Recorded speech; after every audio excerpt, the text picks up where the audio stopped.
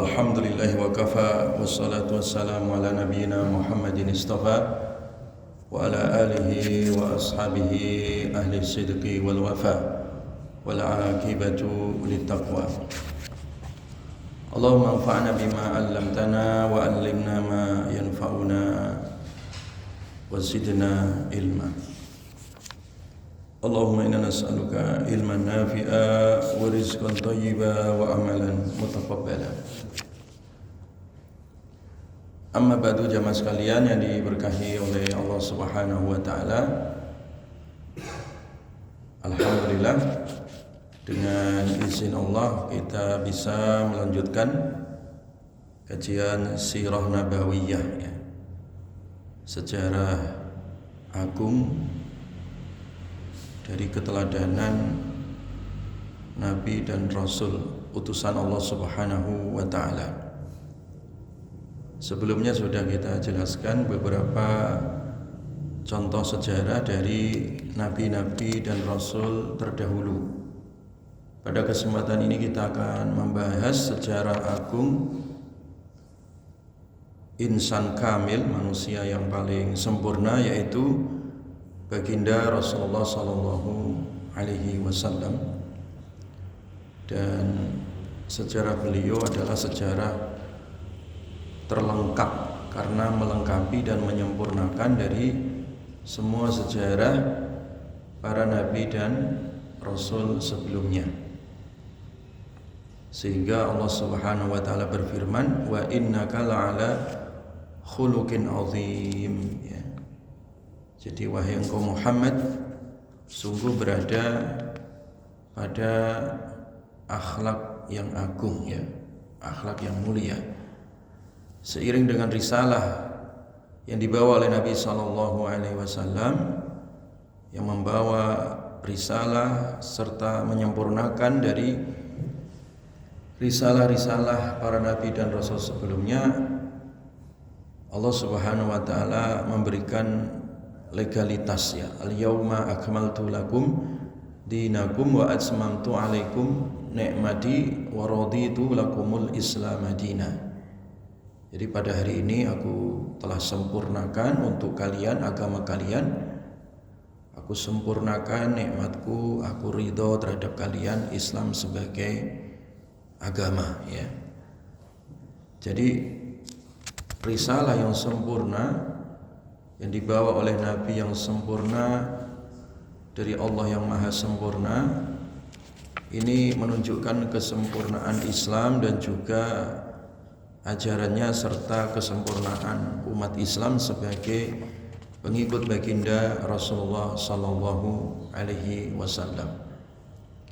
Karena Rasulullah ini adalah Nabi dan Rasul yang paling sempurna, maka dari semua sisi kehidupan Nabi ya, baik ucapan Nabi, perbuatan Nabi, ketetapan Nabi, akhlak dan perilaku Nabi, nasab keturunan Nabi ya, itu semuanya adalah dibingkai dengan kesempurnaan ya. Jadi tidak ada cacat ya, tidak ada celah, tidak ada aib gitu ya. Tidak ada dosa yang dinisbatkan kepada Nabi sallallahu alaihi wasallam. Untuk itu kita akan mengkaji secara terperinci ya dari urutan kesempurnaan baginda Rasulullah sallallahu alaihi wasallam. Yang pertama adalah kamalu taharati nasabin Nabi sallallahu alaihi wasallam.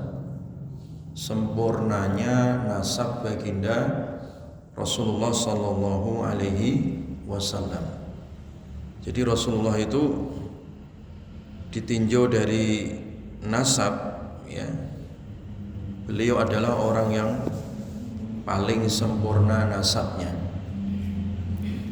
Artinya nasabnya itu bersambung, tidak terputus ya. Karena banyak juga orang nasabnya terputus. Terputus bukan karena tidak mengetahui siapa kakek buyutnya, tetapi terputus karena ada missing link ya. Jadi ada nasab yang diputus oleh perbuatan zina ya. Dan itu tidak berlaku untuk Nabi. Banyak orang itu nasabnya putus ya, karena dulu memang dari kakek-kakeknya itu pernah berzina misalkan, karena zina itu memutus nasab ya. Nah, di dalam mata rantai nasab baginda Nabi SAW itu tidak ada unsur ya dari ayah, kakek, buyut dan seterusnya ya, yang terputus gara-gara zina, itu tidak ada ya. Makanya Ibnu Abbas ya meriwayatkan bahwa Nabi SAW bersabda, "Ma waladani min sifahi ahlil jahiliyah syai'un."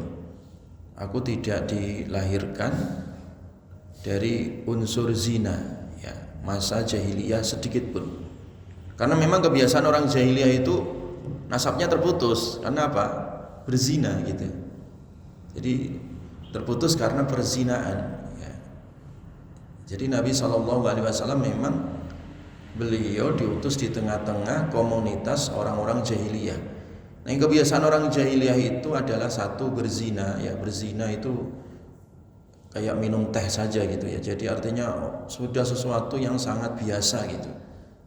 Dan jahiliyah zaman dulu itu akan terulang di zaman sekarang ini, di mana perzinaan itu ya kayak dianggap sesuatu yang legal dan bangga di posting, di expose ya, diberitakan gitu ya.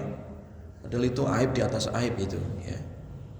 Nah, Nabi SAW walaupun berada di tengah-tengah komunitas masyarakat jahiliyah tempo dulu ya, beliau katakan bahwa aku dilahirkan bukan dari hasil perzinaan ya. Jadi tidak ada mata rantai perzinaan sedikit pun walaupun di tengah-tengah komunitas masyarakat apa? Jahiliyah. Ma waladani illa nikah. Tidaklah aku dilahirkan kecuali dengan atas ikatan pernikahan ya. Karena disebut pun anak itu legal ya. Anak itu sah kalau diikat dengan apa?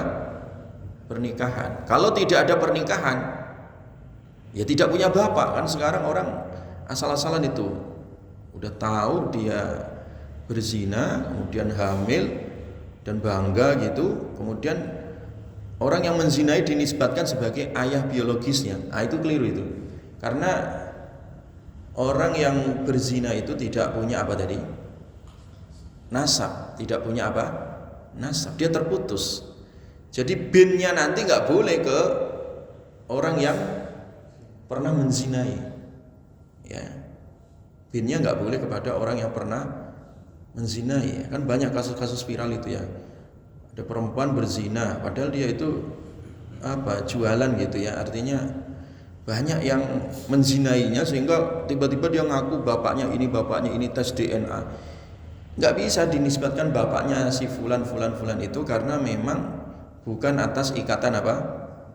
Pernikahan ya. Jadi kalau kumpul kebo atau zina itu nggak bisa dinisbatkan anaknya tadi ke siapa? Orang yang menzinai. Binnya ke siapa? Ke ibunya itu. Karena anak zina itu terputus apa tadi?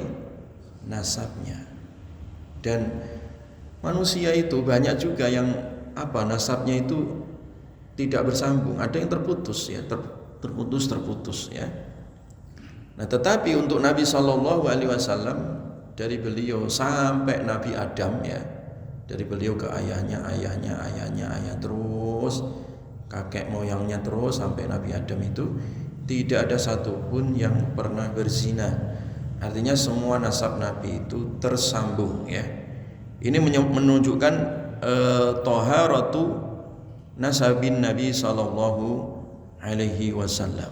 Ma waladani illa nikah kanikahil Islam ya. Jadi tidaklah aku dilahirkan kecuali dengan atas pernikahan seperti nikah di dalam Islam. Ini juga menunjukkan ya, ini yang kemudian digunakan oleh Imam As-Suyuti rahimahullah ya, untuk membantah orang-orang yang mengatakan bahwa nasab Nabi terputus dan membantah orang-orang yang mengatakan bahwa orang tua Nabi musyrik, ya. Membantah orang-orang yang mengatakan bahwa kedua orang tua Nabi masuk neraka. Ini dibantah oleh Imam As-Suyuti rahimahullah. Bagaimana seorang nabi kemudian lahir dari nasab orang musyrik? Itu tidak mungkin secara logika, ya. Itu tidak mungkin dinisbatkan untuk Nabi Shallallahu Alaihi Wasallam, ya. Kan banyak sekarang beredar di ceramah-ceramah di YouTube, ya. Oh, kedua orang tua Nabi di neraka, kedua orang tua Nabi musyrik dan seterusnya. Itu sebenarnya dibantah oleh Imam As-Suyuti rahimahullah, ya, bahwa dari hadis ini bahwa Nabi Shallallahu Alaihi Wasallam itu lahir dari kedua orang tua yang suci, artinya dalam ikatan apa tadi? Pernikahan, dari nasab yang suci. Kan nikahil Islam, ya, seperti sebagaimana ikatan di dalam Islam, ya. Jadi oleh karena itu, ya, Nabi Shallallahu Alaihi Wasallam lahir dari nasab yang suci, ya. Nasab yang apa tadi? Yang suci, ya.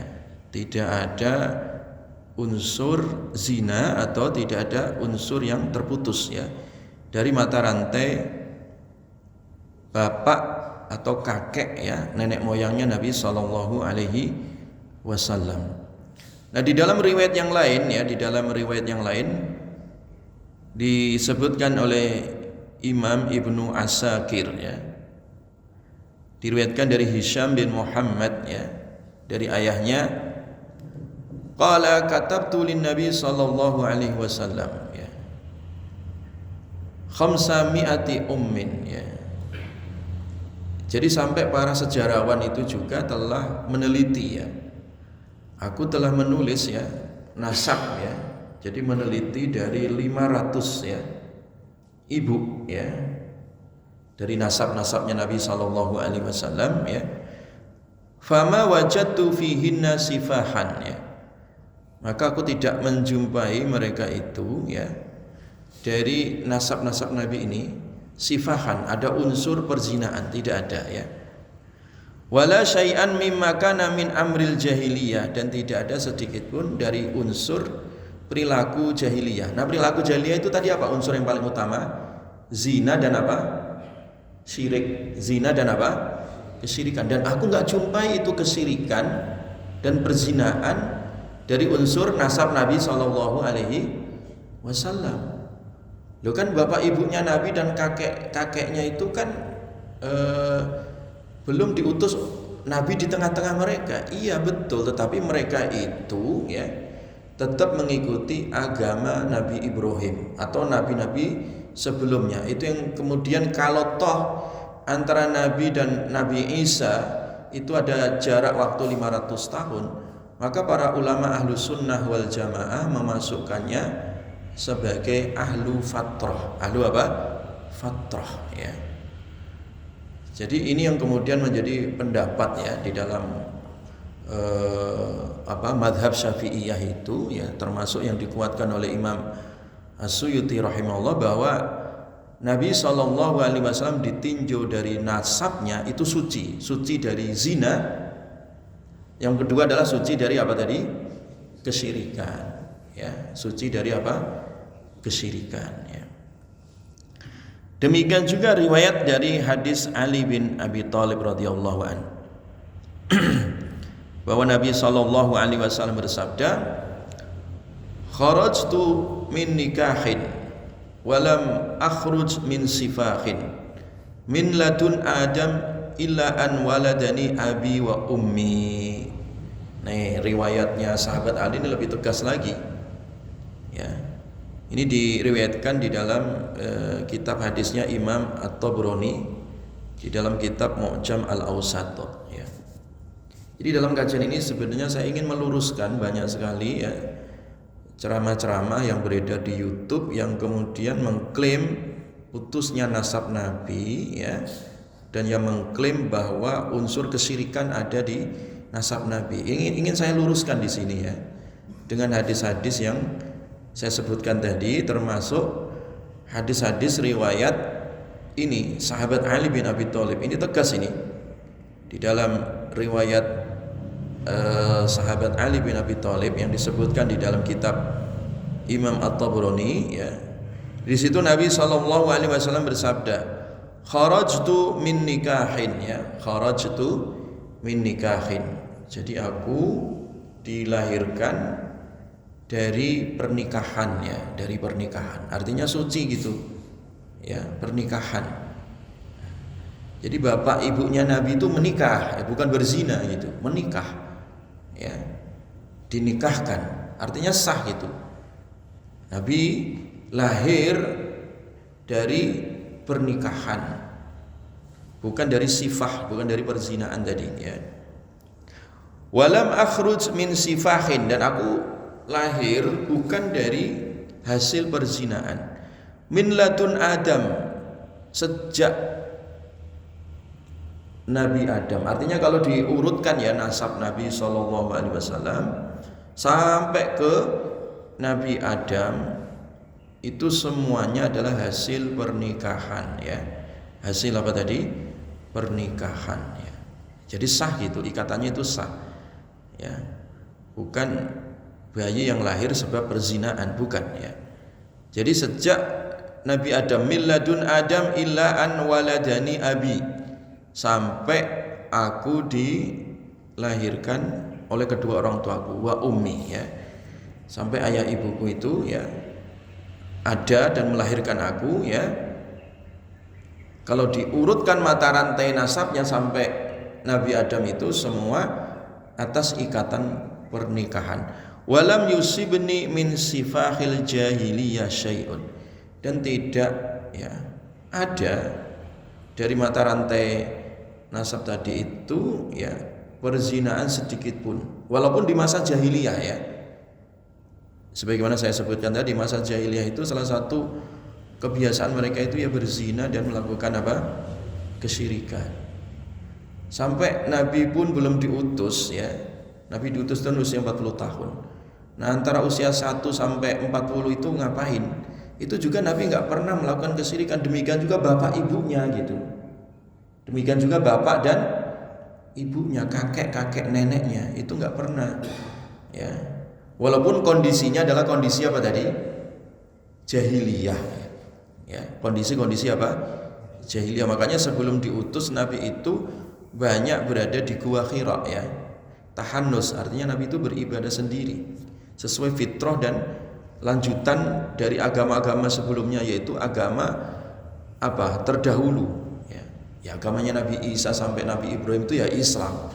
Ya, cuman terkadang syariatnya itu yang berbeda ya. Syariatnya itu artinya ya memang puasa, sholat dan sedekah itu sejak zaman dulu sudah ada ya. Haji itu juga sejak dulu sudah apa?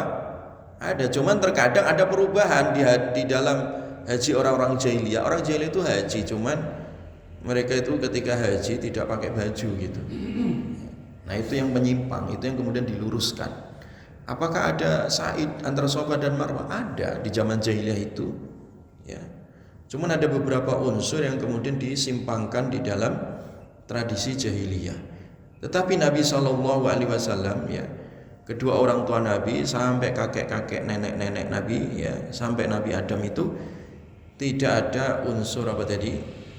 Perzinaan ya, tidak ada unsur penyimpangan ya. Jelas ya? Nah, kemudian riwayat lain dari Ibnu Abbas radhiyallahu anhuma, qala Rasulullah sallallahu alaihi wasallam ya, lam yaltaki abawaya qattun ala sifahin ya. Nabi sallallahu alaihi wasallam bersabda, tidak ada pertemuan ya antara kedua orang tua kami sedikit pun atas jalan perzinaan. Jadi orang tua kami dan kakek nenek moyang kami itu sedikit pun tidak ada di dalam kehidupan mereka unsur perzinaan. Lam yazalillahu yanquluni minal aslabi thayyibati ilal arhamit thahirah. Ya, tidak henti-hentinya ya Allah Subhanahu wa taala memindahkan aku dari sulbi yang suci, dari sejak Nabi Adam tadi ya, Nabi Adam, nabi-nabi seterusnya, sampai ya kan Nabi Ibrahim, sampai Nabi Ismail dan keturunannya sampai kepada Nabi Shallallahu Alaihi Wasallam, itu tidak ada satu sulbi ya, tidak ada satu mata rantai nasab yang tercampur dengan perzinaan ya. Dari rahim yang suci ilal arhamit thahira, ke rahim berikutnya yang suci juga, musaffa ya, yang disucikan, muhadzaban ya, yang dibersihkan ya. La tatasya'abu syu'batani illa kuntu fi khairihima. Tidaklah bercabang tadi ya dari nasab tadi itu, kecuali dari cabang-cabang itu aku adalah yang paling utama ya. Jadi makanya dari sekian qabilah dari nasab itu kan biasanya membentuk beranak pinak menjadi qabilah. Maka Nabi Shallallahu Alaihi Wasallam itu adalah yang paling utama, termasuk dari sekian banyak qabilah yang ada di Arab itu, qabilah Quraisy itulah yang paling utama, dan itulah Nabi ya, dari qabilah Quraisy ya. Nah disinilah Nabi Shallallahu Alaihi Wasallam kemudian membaca ayat laqad ja'akum rasulun min anfusikum ya. Telah datang di tengah-tengah kalian seorang rasul min anfusikum ya, min anfusikum, dari yang terbaik di antara kalian ya. Jadi ana anfusukum nasaban wa sihran wa hasaban. Jadi kalau dibaca min anfusikum itu dari diri kalian ya. Tetapi kalau dibaca min anfasikum ya, anfas itu artinya dari diri kalian tapi yang paling baik ya. Makanya kenapa dalam Al-Quran itu ya ada qiraat sab'ah atau sab'atu akhrufin ya, ada beberapa alternatif cara membacanya. Ternyata itu ada keterkaitan tadi ya, makna ya, ketersambungan makna. Jadi kalau min anfusikum, bahwa Nabi Shallallahu Alaihi Wasallam itu adalah lahir dari diri tengah-tengah kalian. Artinya Nabi itu lahir dari manusia gitu, dari nasab ke nasab. Tetapi kalau dibaca min anfasikum, itu artinya nasab yang paling mulia di antara kalian. Makanya Nabi mengatakan ana anfasukum nasaban, aku adalah orang yang paling terbaik di antara kalian nasabnya. Wasihron wa hasaban, demikian juga anak keturunannya. Jadi anak pinak cucunya Nabi Shallallahu Alaihi Wasallam itu adalah keturunan-keturunan yang terbaik ya. Laisa fi abai milladun Adam sifahun, tidak ada dari bapak nenek moyang kami sampai Nabi Adam itu ada unsur zinanya, itu tidak ada ya. Jadi sampai nasabnya Nabi terus ya, kalau diurutkan mata rantainya sampai Nabi Adam itu tidak ada sedikit pun unsur sifah ya, zina, tidak ada unsur zina. Kulluna nikah, seluruh kami adalah menikah ya. Jadi artinya lahir secara legal ya, artinya lahir secara sah melalui proses pernikahan ya, melalui proses pernikahan ya. Jamaah sekalian yang diberkahi oleh Allah. Nah, kemudian kata Ibunda Aisyah radhiyallahu anha, beliau juga mengatakan ya, an Aisyah radhiyallahu anha, an Nabi sallallahu alaihi wasallam an Jibril. Ya, qala ya. Jadi sampai Jibril itu juga memberikan informasi ya. Jadi malaikat Jibril ini ya, Sayyidul Malaikah ya, jadi komandannya, pimpinannya para malaikat ya. Ketika malaikat Jibril tadi itu ya, malaikat Jibril itu kan malaikat yang memang diutus untuk semua para nabi dan rasul ya. untuk membawa apa tadi? Wahyu. Kata malaikat Jibril dari timur ke barat, ya. Artinya dari seluruh muka bumi ini, ya. Falam ajid rajulan afdala min Muhammadin. Kata Jibril, aku tidak menjumpai seorang yang paling afdal melebihi Nabi. Jadi Nabi itu adalah orang yang paling apa? Afdal. Wa qallabtu al-arda masyariqaha wa magharibaha. Ya. Dan aku tidaklah mengelilingi bumi timur maupun ke baratnya. Falam ajid bani abin afdala min bani Hashim, ya. Dan aku tidaklah menjumpai satu kabilah, ya. Jadi kalau keturunan itu kan kalau beranak pinak itu akan menjadi satu apa? Kabilah. Nah, kabilah yang paling baik itu ya kabilahnya Bani Hashim. Nah, itulah kabilah Quraisy itu, ya. Jadi Nabi SAW itu lahir dari keturunan yang terbaik tadi, dari kabilah yang terbaik, ya, dari generasi yang terbaik, ya. Jadi bu'istu min khairi quruni bani Adam qarnan fa qarnan hatta kuntu minal qarnil ladzi kuntu fih, ya. Jadi kalau diurutkan ya dari kabilah ke kabilah, dari generasi ke generasi tadi, maka generasi yang dipilih oleh Allah yang terbaik itu adalah aku, kata Nabi sallallahu alaihi wasallam, ya.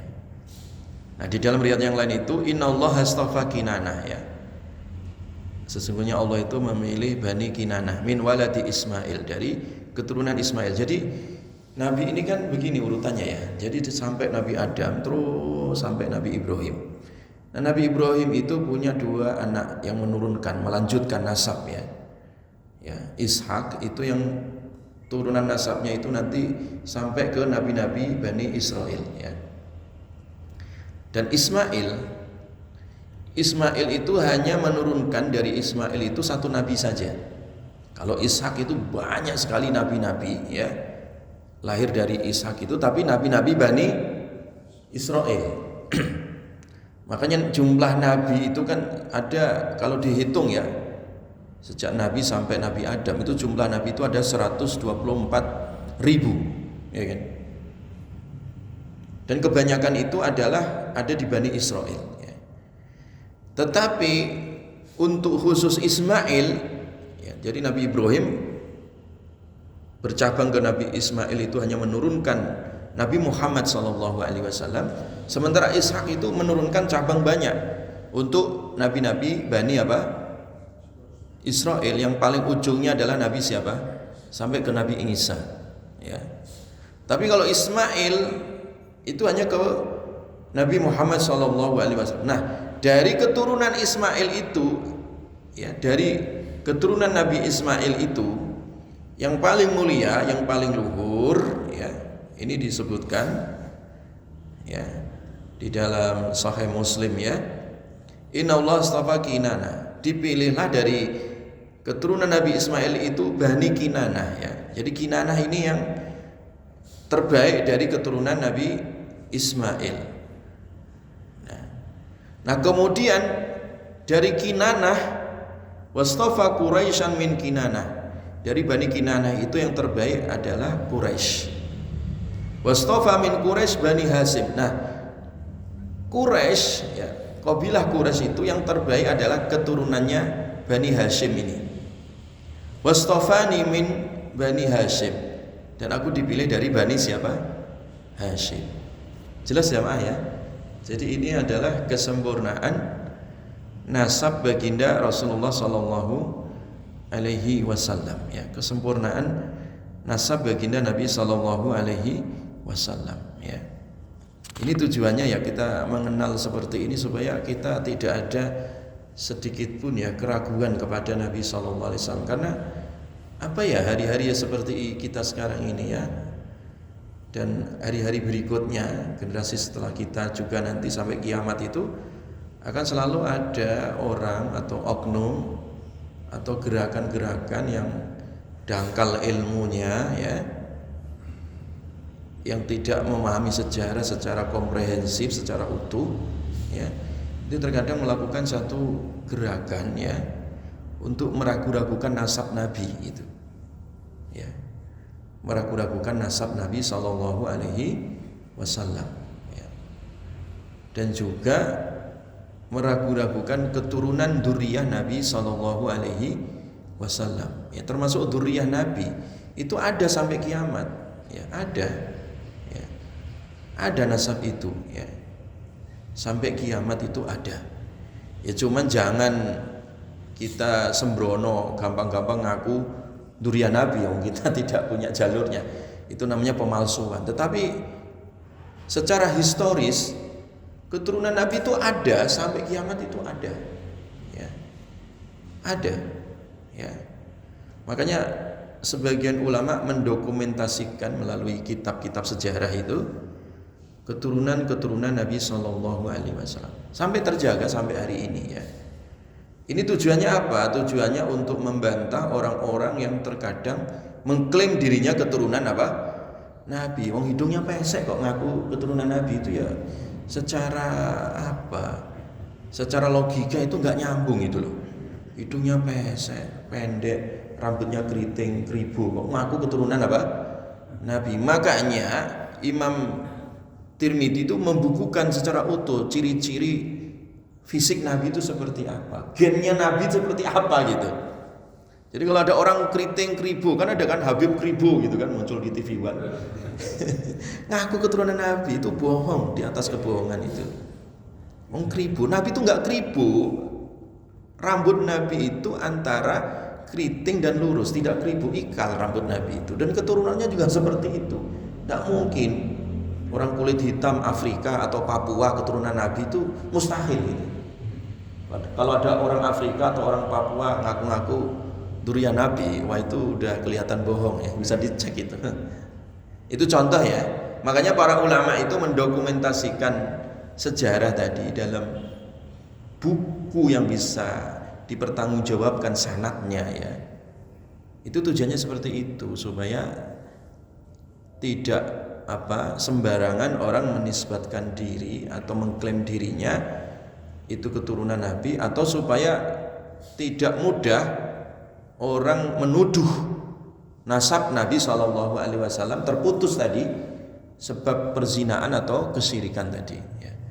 Jadi makanya ini penting ini membahas sejarah seperti ini, karena memang ya di zaman fitnah sekarang itu banyak gerakan-gerakan, ya, desakralisasi, ya, gerakan-gerakan yang memang untuk meragu-ragukan. Yang diserang adalah pribadi Nabi gitu, keluarga Nabi ataupun nasab Nabi Shallallahu Alaihi Wasallam. Itu akan selalu ada upaya itu, ya, akan selalu ada upaya, ya. Oleh karena itu zaman sekalian ini penting, ya, membahas tentang mata rantai nasab Nabi Shallallahu Alaihi Wasallam, ya. Jadi laqad ja'akum rasulun min anfusikum, dan juga di dalam riwayat yang lain dibaca min anfasikum, ya, dengan fathahnya, bi fathil fa, ya, min anfasikum, min anfusikum, ya, ada dua, bi dhammil fa dan bi fathil fa, ya. Jadi itu memiliki makna, ya, laqad ja'akum rasulun min anfusikum, dan juga bisa dibaca min anfasikum, ya. Itu nanti kalau kita belajar qiraat sab'ah, ya, itu nanti kita akan dapat tambahan ilmu, ya. Sama kayak uswatun hasanah itu bisa juga dibaca iswatun hasanah. Kalau biasanya di masjid-masjid itu ada qiraah itu sebelum Jumatan itu kan ada Muammar, ada Humaidi itu suka baca surat itu tadi uswatun hasanah, dan dibaca juga iswatun hasanah. Sama anfusikum dan anfasikum, itu dua-duanya memang masuk dalam kategori tadi ilmu qiraatnya. Dan itu juga riwayat itu sampai ke Nabi Sallallahu Alaihi Wasallam. Itu untuk tambahan ilmu saja, ya. Kemudian yang berikutnya jamaah sekalian yang diberkahi oleh Allah Subhanahu wa ta'ala. Jadi Nabi itu dipilih dari semua pilihan tadi, ya. Jadi Allah memilih dari keturunan Ismail tadi, Bani Kinanah, Nah, dan dipilih dari Bani Kinanah tadi yang terbaiknya adalah Quraisy ya. Nah, dari Quraisy tadi dipilih yang paling utama adalah Bani apa? Hashim. Dan aku pilihan dari Bani apa? Hashim. Ya, aku pilihan dari apa? Bani Hashim ya.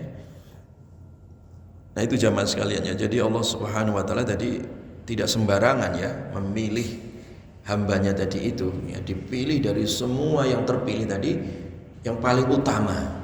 Dan yang paling utama itu adalah baginda Rasulullah sallallahu alaihi wasallam ya. Falam azal khiyaron min khiyarin, dan aku tidak terputus tadi, tidak henti-hentinya adalah yang terpilih dari semua yang paling baik tadi ya. Dari semua yang paling baik ya. Ini menunjukkan apa? Kesempurnaan nasab baginda Rasulullah sallallahu alaihi wasallam ya. Ya.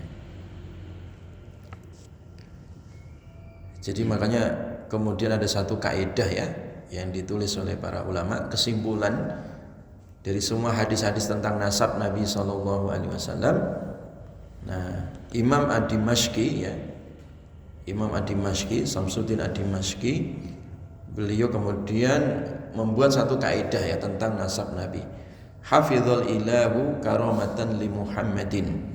Allah telah menjaga ya kehormatan ya, kemuliaan, keagungan baginda Rasulullah sallallahu alaihi wasallam. Aba'ahu al-amjada saunan lismihi ya. Jadi dari bapak-bapak atau kakek nenek moyang Nabi ya yang mulia itu dijaga ya dari nama ke nama, artinya dari personalnya itu dijaga, tidak sedikit pun ada unsur perzinaan tadi. Tarakus sifaha, mereka meninggalkan asifah perzinaan. Falam yusibuhun aruhu ya, dan tidak tertimpa mereka itu ya bercak daripada perzinaan tadi, min adamin wa ila abihi wa ummi, sejak Nabi Adam sampai ke bapaknya Nabi dan ibundanya Nabi ya.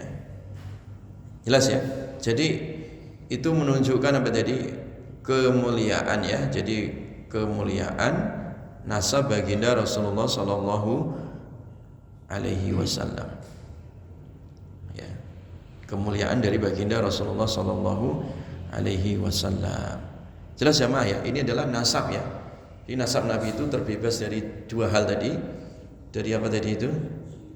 Berzinaan dan kesyirikan ya. Kalau berzinaan itu secara biologis, itu Nabi dibebaskan itu. Kalau syirik itu dari ideologis, Nabi juga dibebaskan itu ya, dibebaskan dari itu ya. Jadi secara biologis dan secara ideologis nasab Nabi SAW itu suci ya. Nasab Nabi SAW itu apa? Suci. Ada pertanyaan sampai sini jamaah ya? Silakan kalau bertanya. Monggo baik. Kalau begitu yang ditanyakan nenek moyang Nabi itu sebenarnya agamanya apa? Apakah yang dianut adalah salah yang langsung dari Nabi Ibrahim ataupun Ismail, atau dari salah Nabi yang lain? Iya. Jadi dari semua ayah, ibu, kakek, nenek moyang Nabi sampai Nabi Adam itu mereka berada di millata, satu millah ya, satu ajaran risalah yang hanif ya. Jadi sebenarnya di dalam apa sejarah itu dirumuskan oleh para ulama bahwa adanya kesatuan agama dari semua para nabi dan rasul, yaitu agama apa tadi? Tauhid ya, agama tauhid ya, agama tauhid. Contoh sederhana ya, ketika kita sholat ya, inna sholati wa nusuki, doa iftitah itu salah satunya, inna sholati wa nusuki wa mahyaya wa mamati lillahi rabbil alam la syarikalah wa bidzalika umirtu wa ana minal muslimin atau awal muslimin. Ya. Jadi semua para nabi dan rasul ya, semua para nabi dan rasul itu mereka mengatakan bahwa aku ini adalah orang-orang Islam. Jadi ketika Nabi Yusuf juga sama ya. Ketika Nabi Ibrahim sampai Nabi Nuh ya, sampai Nabi Adam.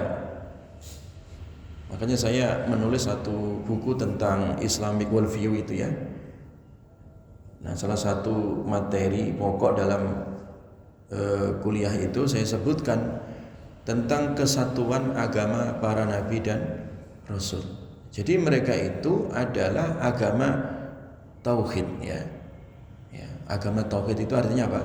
Mengesahkan Allah Subhanahu wa taala dan tidak apa? Menyekutukannya dengan sesuatu apapun. Jadi kalau ditanya apakah agamanya Nabi Isa itu agama tauhid, agama Islam? Iya, karena Nabi Isa enggak mengajarkan Trinitas, tidak. Apakah Nabi Musa kemudian agamanya Yahudi? Tidak. Karena Nabi Isa itu tidak mengajarkan Uzair sebagai Tuhan, anak Tuhan, tidak ya. Nabi Isa itu Nabi Musa dan nabi-nabi semuanya para rasul itu adalah Islam ya. Agamanya adalah agama apa? Islam. Demikian juga tadi orang yang mengikuti para nabi dan rasul ya, orang yang mengikuti para nabi dan rasul itu juga mereka disebut muslimin atau disebut apa? Muslimun ya. Atau disebut agama tauhid atau disebut dengan agama apa tadi? Tauhid. Karena tauhid itu adalah kesatuan risalah yang dibawa oleh para nabi dan rasul. Adapun masalah teknis syariatnya sesuai dengan keadaan zaman itu ya. Apakah mereka semuanya sholat? Iya sholat. Cuman sholatnya apakah 5 waktu atau 50 waktu? Nah ini yang berbeda-beda di antara nabi dan rasul ya. Tetapi mereka syariat sholat, puasa ya puasa. Kutiba alaikumusiyam kama kutiba alal ladzina min qablikum. Kalian diwajibkan puasa sebagaimana umat terdahulu. Artinya nabi-nabi terdahulu juga melakukan apa? Puasa gitu ya. Termasuk haji ini juga sama, syariat nabi-nabi terdahulu ya. Jadi artinya apa? Artinya bahwa kesatuan agama para nabi dan rasul itu adalah agama apa tadi? Tauhid. Agama apa tadi? Tauhid. Agama Islam juga agama tauhid. Nah di situ ya. Jadi memang apa ya? Kan memang banyak dalam kajian-kajian di buku-buku itu ya. Ya. Yang kemudian akhirnya mereka membuat semacam liberalisasi agama ya, liberalisasi agama. Jadi sebenarnya kayak agama-agama Nasrani, Yahudi itu adalah penyimpangan. Kalau Nasrani itu penyimpangan agamanya Nabi siapa? Isa. Yahudi itu penyimpangan agamanya siapa? Nabi Musa. Ya. Dan agama-agama yang lain, apalagi agama-agama lokal ya, agama-agama budaya, itu penyimpangannya ya sama aja dengan agama-agama syirik ya, kesyirikan gitu ya. Karena yang disembah itu Tuhannya banyak ya. Walaupun mereka itu mengklaim menyembah Tuhan, tapi masalahnya itu adalah apa? Tuhan mereka banyak, itu aja yang membedakan. Ya, makanya dinyatakan, ditegaskan qul huwallahu ahad, Allahus somad. Nah, orang jahiliyah itu apakah beragama? Beragama, cuman Tuhannya apa?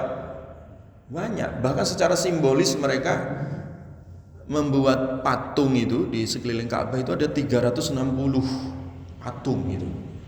Ketika Fatku Mekah, patung itu kemudian hancur ya, disingkirkan oleh Nabi SAW, sehingga di sekeliling Ka'bah nggak boleh ada berhala-berhala lain ya, nggak boleh ada kesirikan-kesirikan selain tauhid ya. Nah disinilah disimpulkan bahwa agama-agama ya yang dibawa oleh para nabi dan rasul itu adalah satu ya. Jadi kesatuan risalah para nabi dan rasul, yaitu risalah apa tadi? Tauhid.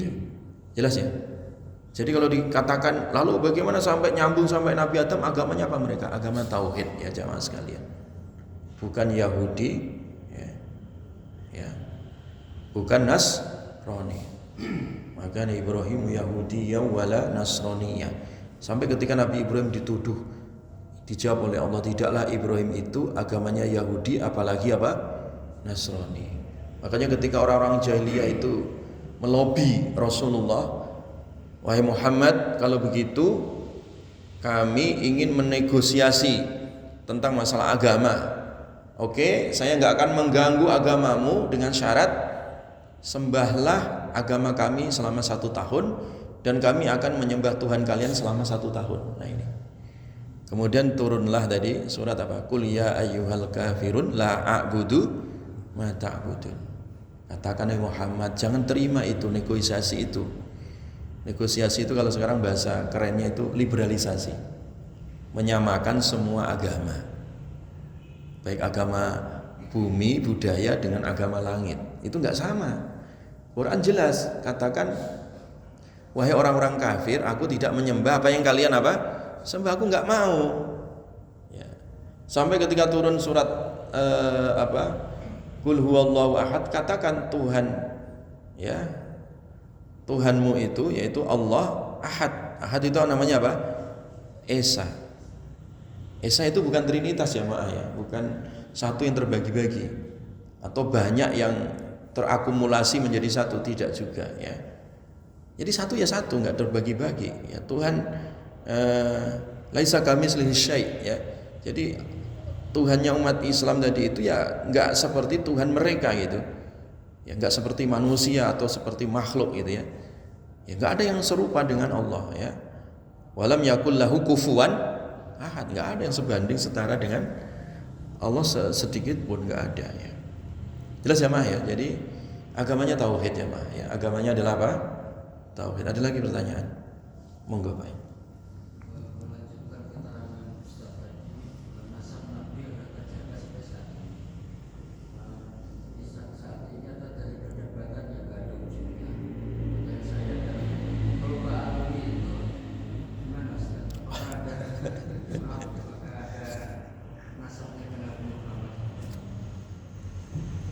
Wallahu a'lam. Jadi itu masalah politik Pak ya. Jadi perdebatan sekarang ini ribut-ribut antara gengnya Imaduddin sama Rafidhah Alawiyah Indonesia ya. Itu hanya masalah hasud saja ya. Masalah hasud ya. Jadi satu klaim mengatasnamakan tesis, padahal bukan tesis Pak itu, nggak layak jadi tesis juga. Itu semacam tulisan ya. Kalau tesis itu kan diuji ya, diuji secara ilmiah, itu nggak teruji ya tesisnya si Imad itu ya. Jadi itu hanya tulisan-tulisan ringan ya, dicomot-comot dari internet atau dari apa yang tidak terbukti secara ilmiah. Yang tujuannya hanya untuk membalas ini aja sih, dari rasa sakit hati tadi terhadap kelompok-kelompok habaib ya. Itu satu. Yang kedua memang di kita ini klaim sebagai dzurriyyah Nabi itu terkadang terlalu sembrono gitu tadi. Sedikit-sedikit mengaku sebagai dzurriyyah apa? Nabi. Padahal tidak terbukti. Ya memang ada yang terbukti. Ya, nasab itu ada yang terbukti. Iya, dan itu sudah dibukukan oleh para ulama kita ya, di dalam kitab-kitab tentang nasab itu ada jamaah ya, memang dzurriyyah Nabi yang sampai hari ini itu terjaga ada ya. Adapun yang mengatakan itu terputus atau tidak, orang yang menuduh terputus ya harus membuktikan dalilnya apa. Yang mengatakan itu nasabnya tersambung, dalilnya juga apa. Jadi di situ ya dibuktikan secara ilmiah ya. Dan jamaah sekalian, di kitab-kitab para ulama itu memang sudah dijelaskan tentang masalah dzurriyyah Nabi itu. Ada, iya ada. Saya katakan ada ya. Dan itu menjadi tradisi ulama kita ada ya. Sehingga tidak sembarangan orang mengklaim dirinya adalah memiliki nasab yang bersambung dengan Nabi atau mengklaim dirinya putus nasabnya dari Nabi SAW. Semua itu harus berdasarkan mata rantai sanad tadi, sama kayak hadis itu ya, sama. Kayak hadis, orang mengklaim dia punya sanad ya, dia punya riwayat Quran misalkan atau riwayat hadis. Buktikan mana sanad Anda, mana guru-guru Anda. Dan sanad-sanad itu juga sampai hari ini terjaga dan bisa divalidasi ini sanadnya terputus atau tidak gitu ya. Ya. Misalkan sanad Quran, ngaku punya sanad Quran sampai Nabi SAW. Tunjukkan sanad Anda mana. Nah, kemudian divalidasi. Fulan, betul nggak itu bersambung?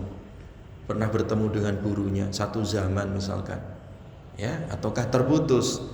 Itu secara ilmiah, Pak, tradisi ilmiah itu bisa divalidasi, bisa dibuktikan itu. Ya, misalkan Anda punya sanad Sahih Bukhari atau Sahih Muslim, buktikan, tunjukkan ke saya misalkan, atau bisa dibuktikan guru Anda sampai ke Imam Bukhari, dan ada Sahih Bukhari, dan Sahih Bukhari tentu sampai kepada Nabi itu pakai sanad haddatsana atau akhbarona. Itu bisa divalidasi secara apa tadi? Ilmiah. Jelas Pak ya? Demikian juga nasab, sama kayak gitu. Anda mengaku punya nasab, ya, itu dari mana? Nah, itu dibuktikan. Karena orang kita ini suka sekali Pak menyambung-nyambungkan. Sampai yang nggak ada disambungkan. Sampai kuburannya dibikin palsu juga ada. Sampai di Sukabumi itu loh. Sejak kapan ada Nyi Roro Kidul lahir itu kapan? Ada kuburannya Nyi Roro Kidul itu di Sukabumi itu, di Pelabuhan Ratu itu. Dan tiba-tiba ngaku keturunan Nyi Roro Kidul. Lah, sejak kapan Nyi Roro Kidul katanya dari laut pindah ke daratan? Sampai orang kita itu loh, kalau apa sowan ke Nyi Roro Kidul nggak boleh pakai yang hijau-hijau kayak gini Pak. Nah, itu kan aneh juga. Pakai tas kayak hijau ini haram. Sampai orang itu loh ke Parangkritis loh. Kok nyambung juga dari Parangkritis ke Sukabumi itu ada laut apa namanya sih Pak? Di Sukabumi itu yang katanya lautnya Nyi Roro Kidul itu apa, ada laut di situ, Pelabuhan Ratu. Nah, itu kan orang percaya kayak gitu. Kalau ke situ jangan pakai baju serba hijau. Dan dibuat makamnya gitu. Ada YouTuber yang mereview makamnya. Saya lihat itu, ya Allah, sejak kapan Nyi Roro Kidul hidup dan lahir itu? Dibikinkan kuburannya, kuburan palsu. Nah, orang kita itu suka kayak gitu itu. Maka kita sebagai orang yang ngaji, pertanyaannya itu harus kritis dalam arti itu benar atau salah. Kalau benar, mana dasarnya? Dari sejak kapan? Kita pertanyakan gitu. Ya, sejak kapan Nyi Roro Kidul lahir? Enggak pernah lahir. Itu mitos kok. Mitos. Orang kita itu suka mitos ataupun